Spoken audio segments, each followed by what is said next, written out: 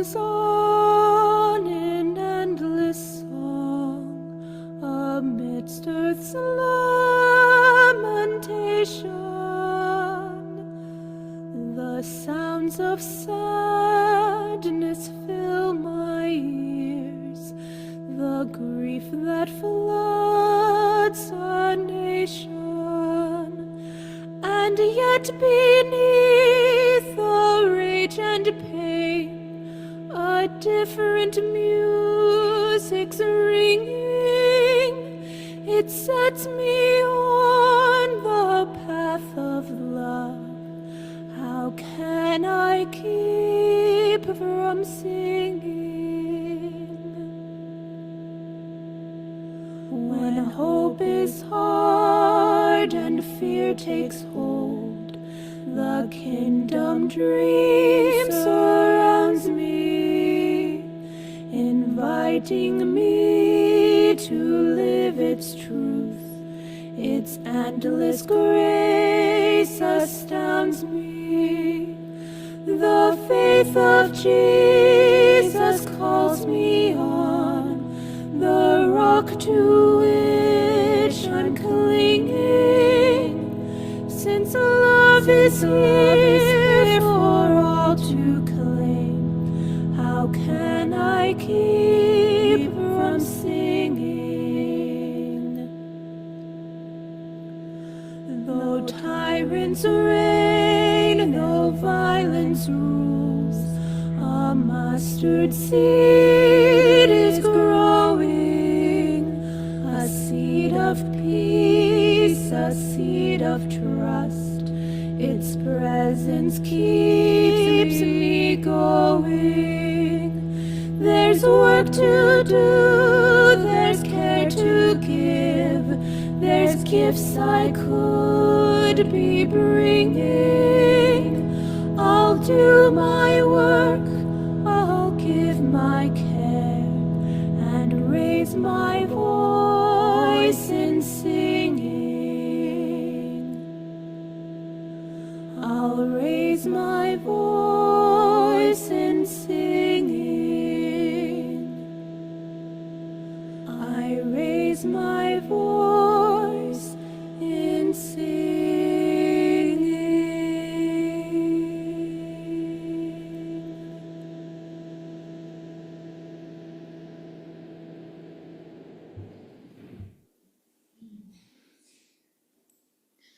Good morning. Welcome to the live in-person and live Zoom worship service of the Universalist Unitarian Church of Riverside. Our opening hymn this morning is number 131 in the Gray Hymnal, Love Will Guide Us. Feel free to sing as the Spirit moves you. Please rise in body or spirit and join us in singing hymn number 131, Love Will Guide Us.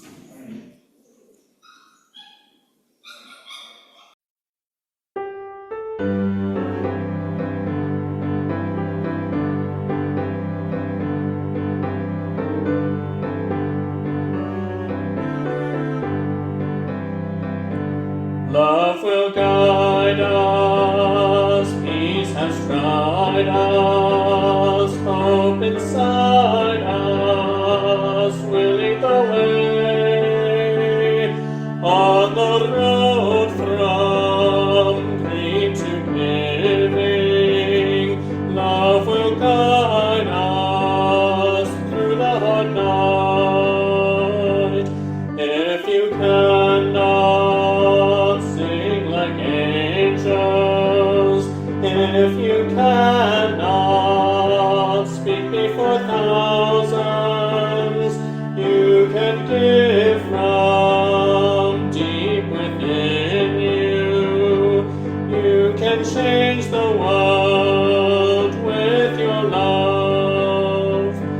Love will guide us, peace has tried us, hope inside us will lead the way. On the road from greed to gain,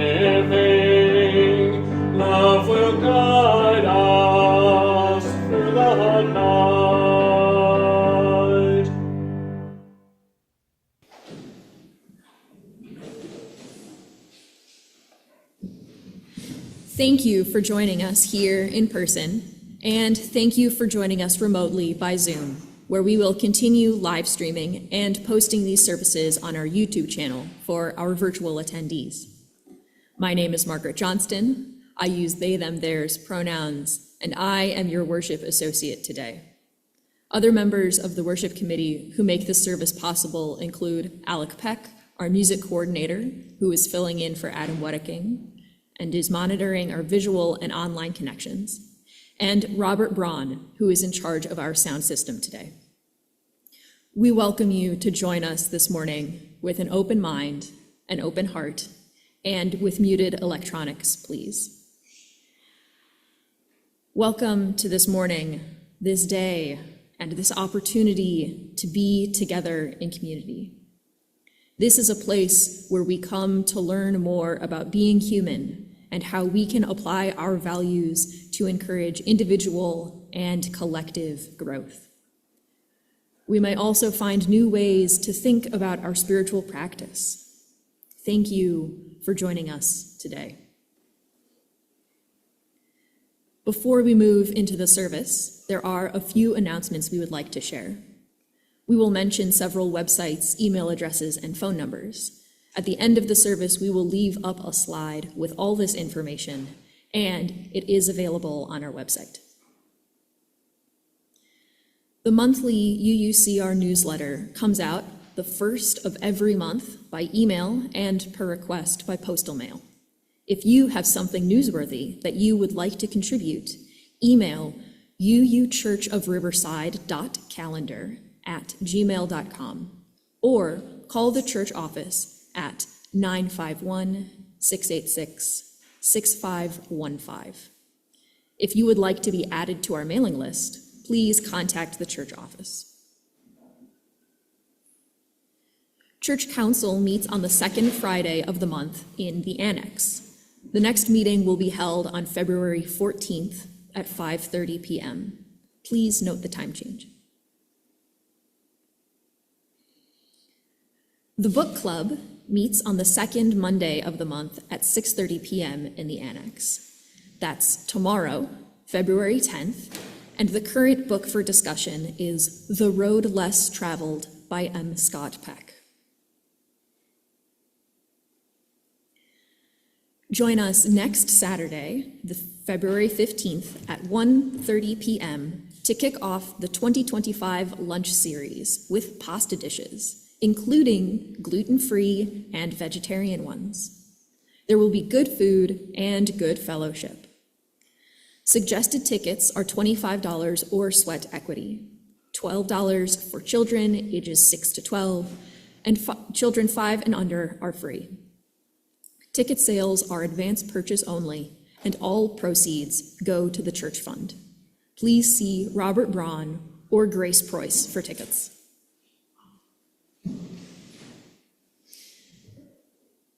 Finally, the EPIC group, a new group exploring spiritual paths, will be meeting on the third Sundays from 1 to 3:30 p.m. here in the parish hall. The next meeting is on February 16th. Everyone is welcome. Come on up, Adam. Really quickly, this Thursday is the second Thursday of the month, and so second and fourth Thursdays is the game night that we've started this year at the church. So if you're available, it is this Thursday at 6 o'clock here in the Annex. We've got a number of different board games that we play. You can bring one if you'd like one to play one with us, but it'll be this Thursday at 6 o'clock in the hall. Thank you, Adam. Welcome to all our visitors today, and welcome back to old friends. We would love to meet you during coffee hour after the service. If you're comfortable doing so, please give us a wave so we can recognize you later. And for those on Zoom, you can use the Zoom wave gesture or just wave at your camera. We'd love to chat with you out in the parish hall, where you can also find our visitors book. Please leave your name before you go so that we know you were here, and leave your contact information if you would like updates on church events. There will also be a short discussion after the service to share your reflections with us. For those online, the best way to get added to the mailing list is to email the church office at admin@uuchurchofriverside.org. And now, I invite you to sit back and take a slow, deep breath as we move into the worship hour. You are welcome to read with me the mission statement of our church. Our mission is to foster a diverse religious community that celebrates life, affirms the individual, encourages spiritual growth and open thought, and works to advance social justice and environmental sustainability. Our sermon today is a reading of the sermon Transmogrified by Reverend Kimberley Debus. The Reverend Kimberley Debus is a community minister based in Tacoma Park, Maryland, inspiring an artful and art-filled faith. She consults with congregations and religious professionals throughout the denomination. She is joyfully affiliated with the Unitarian Church of Lincoln, Nebraska, and has previously served at the Church of the Larger Fellowship, as well as congregations on Long Island and Key West. She describes herself as an entrepreneurial minister and posts the Hymn by Hymn project on her website, Notes from the Far Fringe. For more information on Reverend Kimberley's escapades, visit the websites The Far Fringe or The Art of Meaning.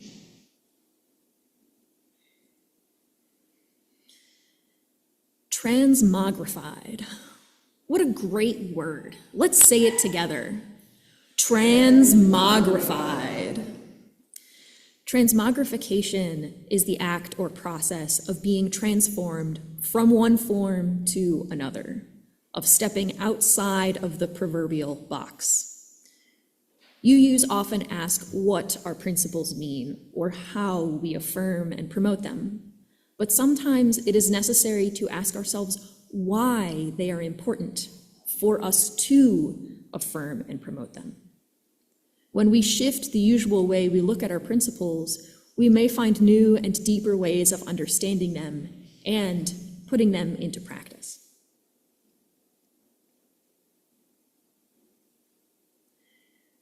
We have two lightings of sacred flames. The first is a remembrance candle from the indigenous peoples who continue to cry out for justice and self-determination. We remember that underneath us is the unceded land of several indigenous peoples, the Cahuilla, the Luiseño, and the Cupeño. We light this sacred flame in their remembrance and in recognition of their ongoing struggle for freedom and dignity.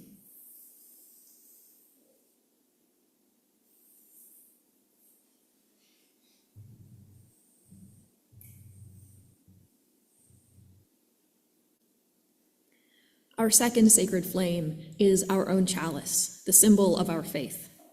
We are blessed with this beautiful space and opportunity to strive to live out our common principles, to bring justice, equity, and compassion into our daily lives, to resist all that threatens the earth and her people, and to be part of a world community with peace, liberty, and justice for all.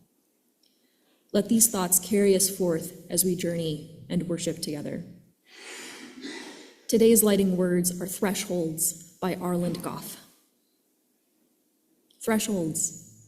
We cross them every day, from room to room, from outside to inside and back again, from here to there, from anywhere to everywhere, from age to age. Each threshold offers an opportunity for change, for renewal, for transformation from what we were and what we are to what we can be. In this hour and in this place, we cross a threshold from our day-to-day everydayness into space and time attuned to the other, to the sacred, to the holy, into an awareness of new life pregnant with possibilities. How will we be renewed in this moment? How will we be changed by this hour?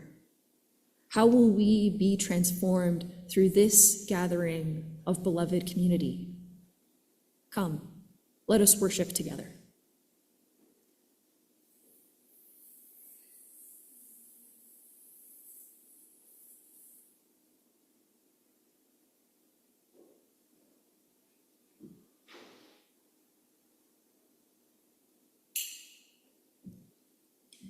Our hymn now is number 1008 from the Teal hymnal, When Our Heart is in a Holy Place.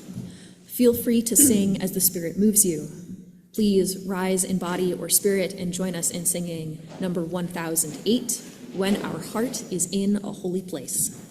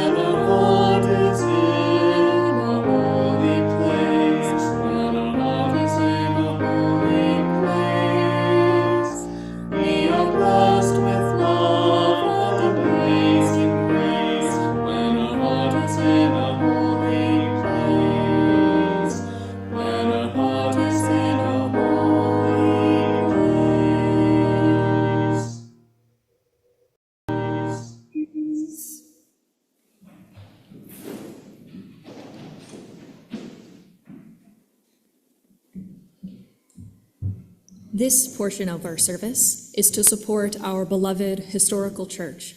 This can be accomplished several ways. In addition to the weekly collection, you may send your checks to the church address, which is shown here. You may contribute by PayPal using the QR code, which is shown here, as well as on our church website and in the newsletter. As well, Stater Brothers Market gives our church a rebate on Stater grocery cards, which we will have in church each Sunday. You get the full value, and the church also receives a percentage for free. Please see Dinah Rowe or Robert Braun in the church office if you are interested in purchasing these cards.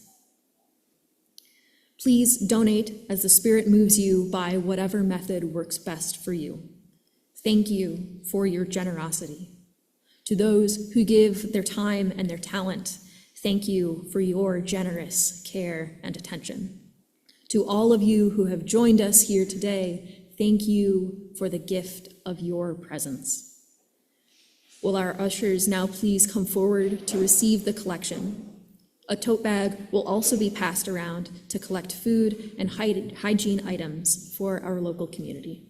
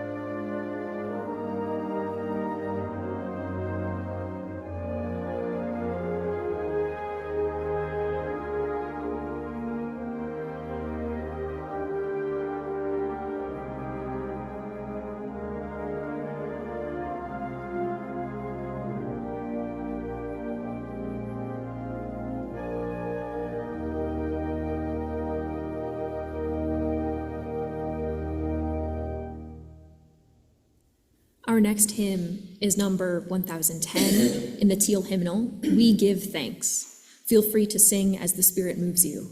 Please rise in body or spirit and join us in singing hymn 1010, We Give Thanks.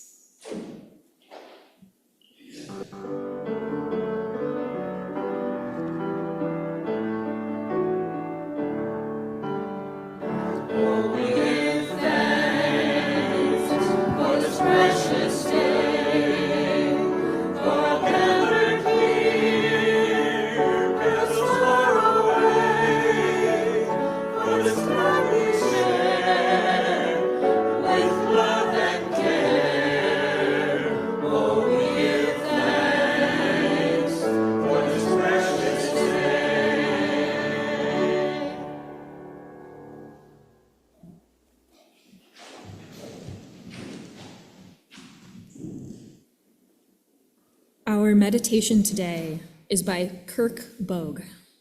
We invite you to take a moment to sit back, relax, and if you wish, gently close your eyes or soften your gaze. With gratitude and grace, we lean forward to answer the call of our faith. We move happily together into the unknown. We open ourselves to growth. We go forth to begin the change to our corner of the world. We covenant together to transform the world through love, and we are moved by Spirit to accomplish good works with compassion and love for all. Now, let us pause for a moment of silence and reflect on how we can be the change in our own corner of the world.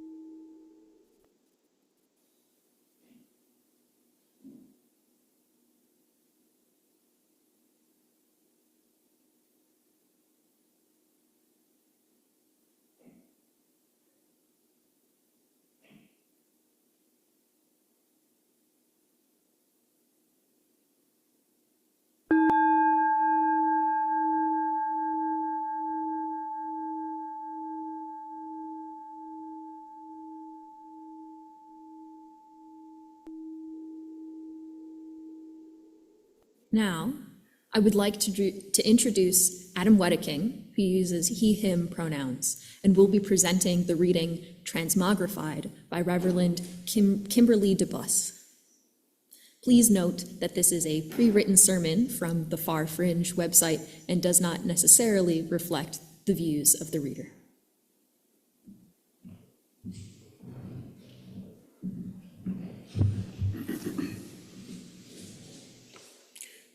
Morning.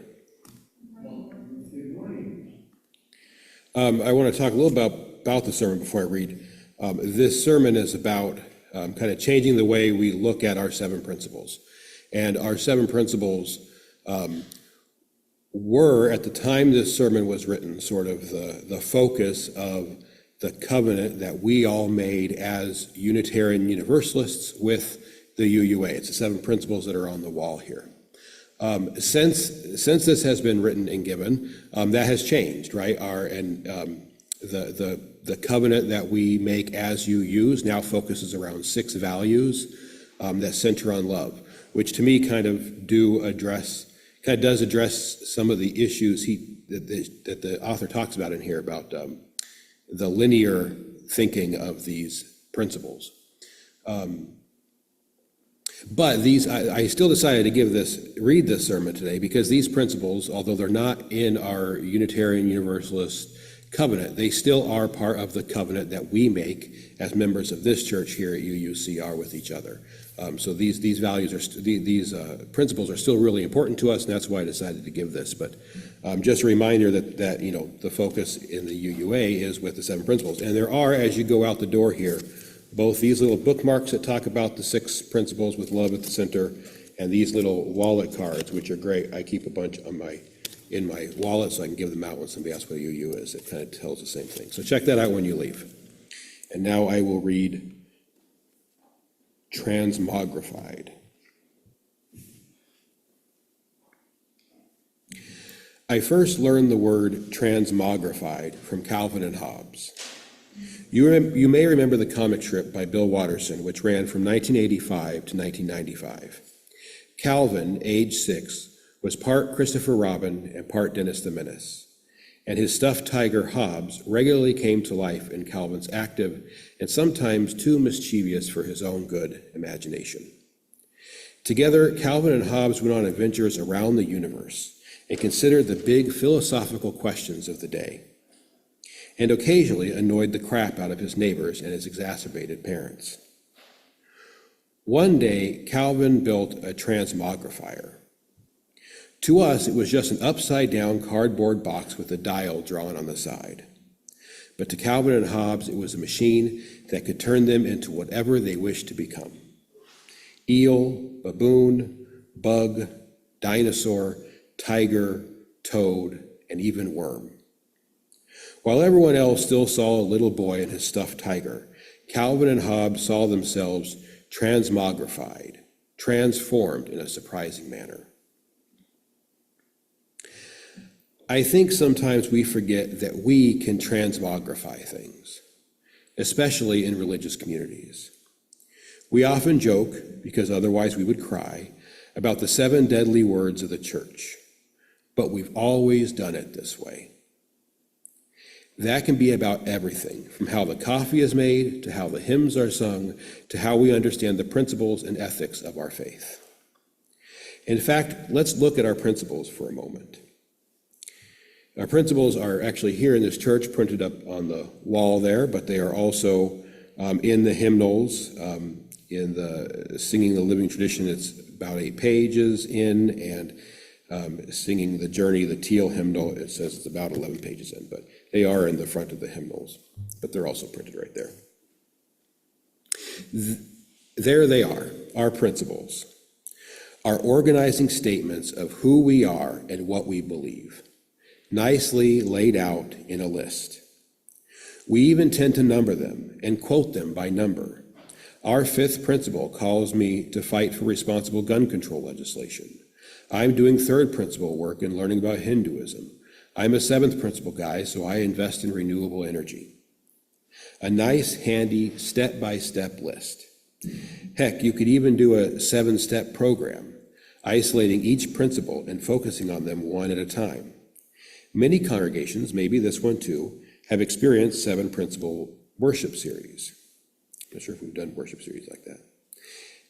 There they are, neat, nice, ordered, isolated, each principle an individual.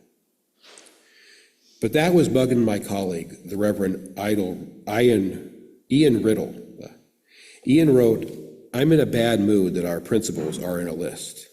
So I transmogrified them. And this is what he devised.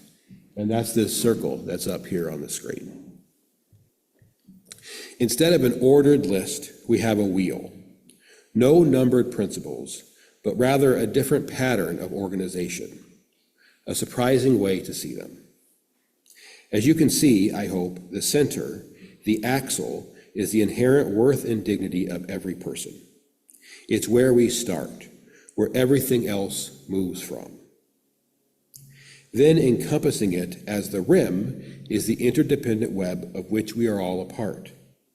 And the spokes are the other principles, the ways we understand ourselves in the world, the ways we act in the world because of who we are and where we are. So what does this mean? How would we approach our faith, our work, our connection to other human beings, our sense of the divine, if we were willing to transmogrify how we think of them? Let's start with this section, the spoke calling for justice, equity, and compassionate human relations. Alone, it sounds pretty good. It's the cornerstone of the Unitarian Universalist Service Committee, and for every social justice action that we take, both within and outside Unitarian Universalism. We take this call on faith, surely. Those things all sound good, are all preached by the major religions. And who doesn't want justice, equity, and compassion? As a bullet on the principle list, it's positive and a bit of an of course. But there's something missing. Unitarian Universalists are so good at questioning things, but we often forget to question what's underneath our own principles. They're written on the page, literally, and so there they are, set in stone, as it were.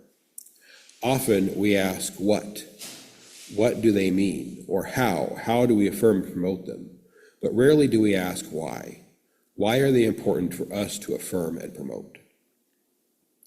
When we change how we see them, we suddenly have a way to question the why of our principles, to interrogate the deeper meanings, to see the connection between the individual and the world. Why is justice, equity, and compassion so important? Because if I, as an individual, am inherently worthy of dignity, then so must every other individual. And if we are all connected, how can I be like the pigs in Orwell's Animal Farm and say some animals are more equal than others? How can I not see that compassion? How can I not see that the compassion I hope you'll show me might be worth showing to someone, everyone else? This principle calls us to be in that state of becoming just, equitable, compassionate. We are never just. But if we remember who we are and where we come from, we are becoming just. The justice, equity, and compassion we get from the world and see in the world helps us become more just to others, but also to ourselves. Now, I will admit something here, a bit of my own theological struggle. I don't always believe that the things I know are true also apply to me. In other words, sometimes it's easier to declare that the inherent worth and dignity of every person in this interdependent web of all existence means that there must be justice, equity, and compassion for other people. But it's hard to accept that for myself, that I am part of that web and as am inherently worthy so that justice, equity, and compassion should also be for me. For you, absolutely. For everyone in the world who faces injustice, oppression, and hatred, absolutely. For me, And when the principles are in a tidy little list, it's easy to dismiss myself as not really part of it. It's easy to apply these things to the people I love, the congregations I serve, the larger community. But this wheel, Ian's pesky new way of looking at things, well, it's not letting us off the hook. Instead of reminding me of what David Bumbaugh wrote, in this interconnected existence, the well-being of one cannot be separated from the well-being of the whole. That ultimately we all spring from the same source and all journey to the same ultimate destiny. In other words, y'all can't grow into harmony with the divine without me, nor I without you, nor all of us without each other. We aren't isolated. While Paul Simon's line, "I am a rock, I am an island," is more singable, John Donne's poetic "No man is an island" is actually more accurate. We are not islands. We are all part of what James Luther Adams called the brotherhood of man, but which I prefer to call the family of humanity.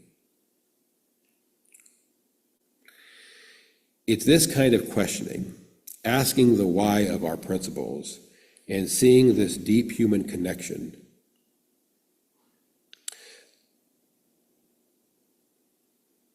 that led our organization standing on the side of love to realize that the words of its name actually do not show compassion to everyone, especially the person who cannot stand and finds it difficult to be included in the activities of an organization that insists on the metaphor of standing. Thus, the organization changed its name to Side with Love. And while they were making a shift, so too did composer Jason Shelton, who has officially changed the name and lyric of his song, number 1014 in our Teal hymnal, to Answering the Call of Love.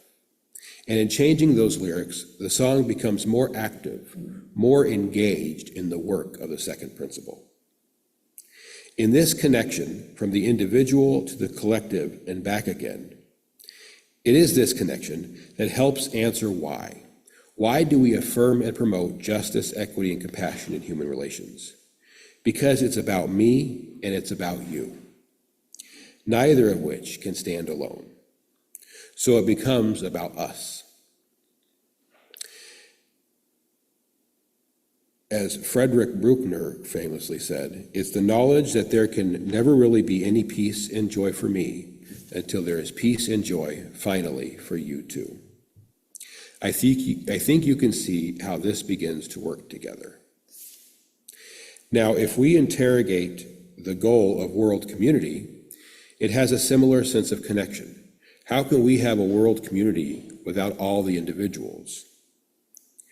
As Marjorie Bowens-Wheatley writes, if in recognizing the interdependence of all life, we strive to build community, the strength we gather will be our own salvation. If we join spirits, the pain of our aloneness will be lessened, and that does matter.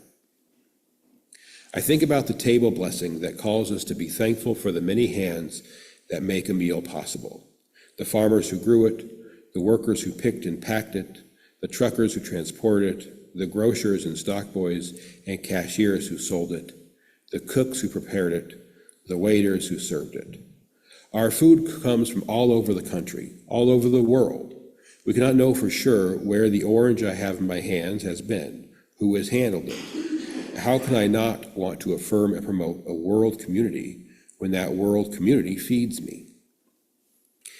And that's just one example. When we see ourselves as both an individual and part of something bigger, we begin to see others the same way. And it's not always easy, and that's not always easy. Sometimes we get too self-focused and see every act, every word, every decision just about ourselves. Or we get too outwardly focused and feel lost and used and burnt out. Our transmogrified principles, looking the same on the outside, but feeling new and different on the inside, reminds we are both and. So we can see how many of these might work, but how might we understand some of the more individualistic principles, like encouragement to spiritual growth? That seems awfully individualistic. And on the one hand, it is. My spiritual path is not your spiritual path. As we like to say, we need not think alike to love alike. In this room, I suspect that we have Jews and Christians and atheists and pagans and who knows what else. But even this principle, a vital one to be sure, both benefits from the going out and the coming in and strengthens both. It is your path, but this religious community, this congregation encourages you to this path. The path you choose is modeled by others out there, those who have gone before, those who are going along it now. Their wisdom informs yours. And here's a secret. Your wisdom informs theirs too. Why do we affirm and promote this? Why, of course, being the question that this wheel seems to ask us over and over. And I think the answer is in the fact that humans have been ritualizing in both solidarity and communal ways since humans started doing rituals. And healthy spiritual exploration contains both. I like what Parker Palmer says about this. Solitude does not necessarily mean living apart from others. Rather, it means never living apart from oneself. It is not about the absence of other people. It is about being fully present to ourselves, whether or not we are with others. Community does not necessarily mean living face to face with others. Rather, it means never losing the awareness that we are connected to each other. It is not about the presence of other people. It is about being fully open to the reality of relationship, whether or not we are alone. And so on.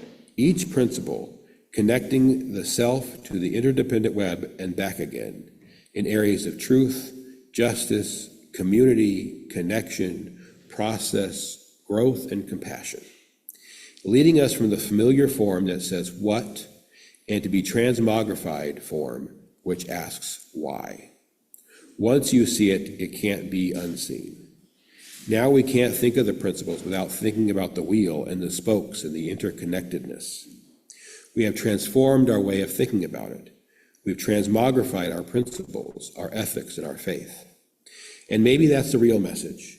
Not that we become something new overnight, but that we in our world and how we act in it is deeply and inexorably connected, interdependent. And that's not just about how we act outside these walls, but how we act inside them too, how we are with each other. Some of us can be too inwardly focused or outwardly focused, and we forget the gifts of both receiving and giving love, compassion, energy, encouragement. There's a lovely Buddhist meditation that brings us home. And you may be surprised that it was set to music by the guy who started this all off, Ian Riddle. It really is a circle. Thank you.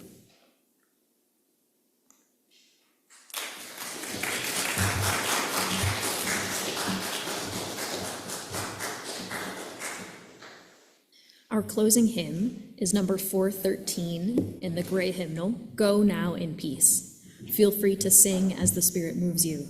Please rise in body or spirit and join us in singing number 413, Go Now in Peace.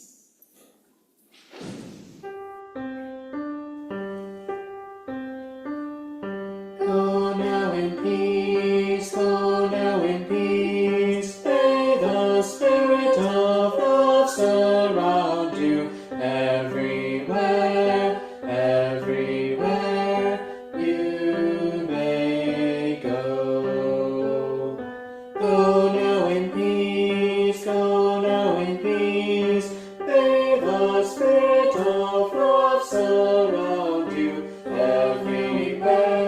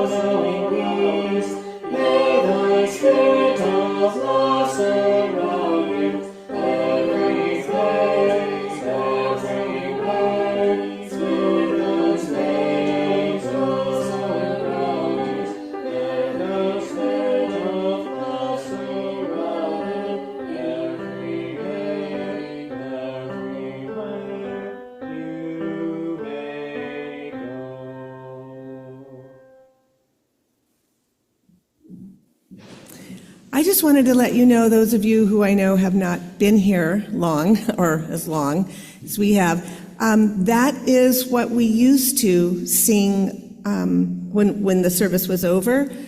We had 2 times we did that. One was when we sang the children out to go to their classes, and then the other was when we left, when the service was over and we left. So I just wanted to give you a little piece of history.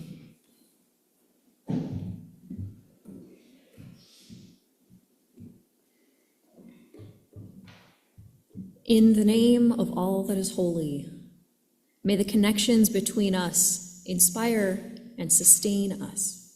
May the flame of life within us and amongst us be a sacred reminder that we are all called to serve, to grow, and to love as we continue this journey of transformation. Namaste, amen, and blessed be. Thank you, Adam, for sharing your valuable time and the reading with us this morning. It is sincerely appreciated, and we look forward to seeing you up here again.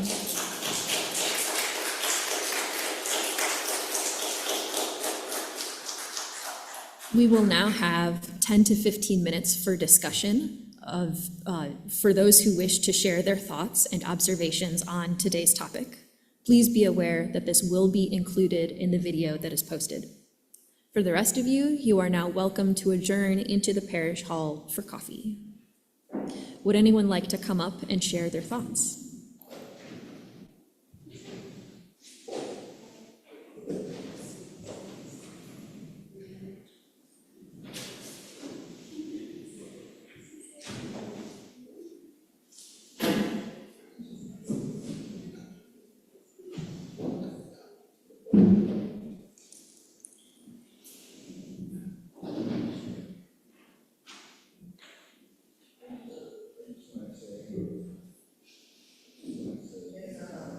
Yeah, 1 second.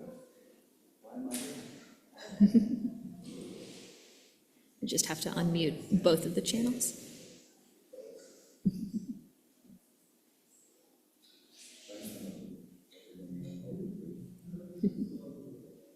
Try it again.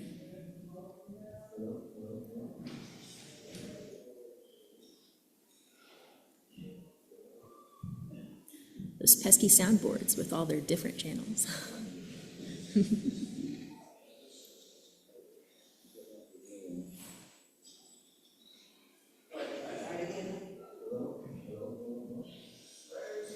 Testing, 1, 2, 3. All right, thank you. I just want to say thank you for the talk. As usual, they're very good, well-meaning and well-intentioned. I did just want to mention for those who may be new, if they came to see something that oftentimes UUs are historically known for, which is backing liberal causes like civil rights in the past, now LGBTQ, that there is more to us than a talk just simply involving love, although that is certainly important. And you may wonder if we're enter into politics at times, if we do think about that, and of course each of us has our own view. But currently, you want to talk about crazy town. The president is certainly trying to dismantle all of the government, starting especially with USAID, which is being talked about, the amount of good that it does, not only helping people worldwide, but making people worldwide not hate us as much as they would. Thank you.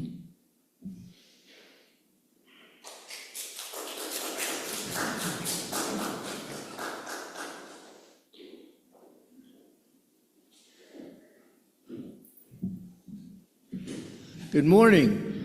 I'm Nick. It's nice to be here. I see some of us have maybe been a little transmogrified. I know I have. I want to thank Adam for bringing that to us.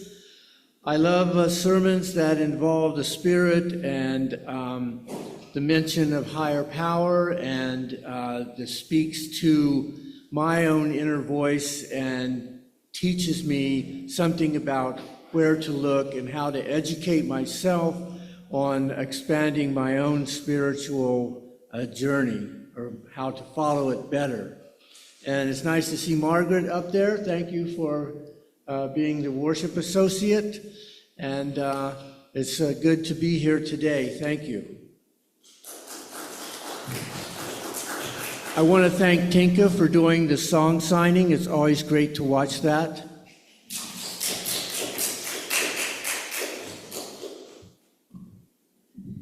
Adam, I wanted to ask you, when I read that, that was one of the ones that I thought, oh, this is great. I'd like to deliver this.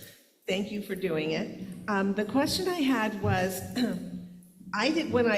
when I saw her sermon, I did not see that wheel there. So where did you find that? Oh, that, I'll show you. It was there, it was as you read the sermon. It's like, I think when she says, let's see if I can find the link here. So down. Maybe it was just too small and I couldn't read it. It might have been, oh, here's the sermon. This is the page. And this is what he devised. And then- Okay, thank you. Yes.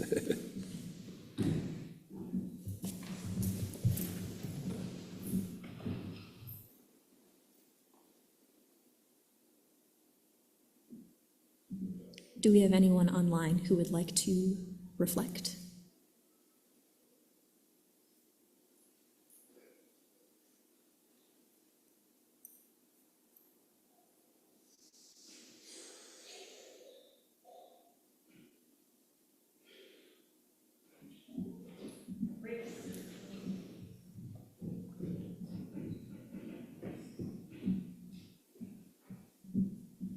I just wanted to ask, how many of you have seen Calvin and Hobbes' Transmogrified? We can all make one with a cardboard box and a marker.